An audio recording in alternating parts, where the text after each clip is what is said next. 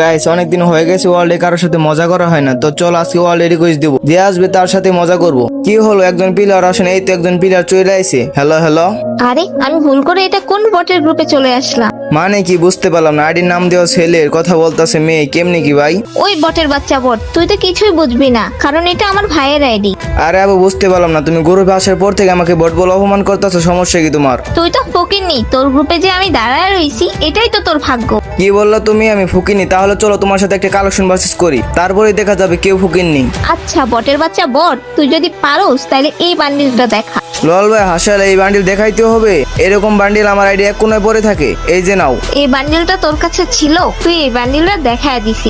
আচ্ছা এবার তুই একটা বান্ডিল দেখা। আমি এখন তোমার যে বান্ডিল দেখাম ওই বান্ডিল দেখার পর তুমি আমাকে বিগ ফ্যান বলবা। গাইস বান্ডিলটি দেখার আগে আমার চ্যানেলটি ডাউন হয়ে গেছে, সবাই ভিডিওতে লাইক করে চ্যানেলটি সাবস্ক্রাইব করে দাও। এই যে দেখো আর্থিক গুলো বান্ডিল। ও ভাই, এটা তো আমার কাছে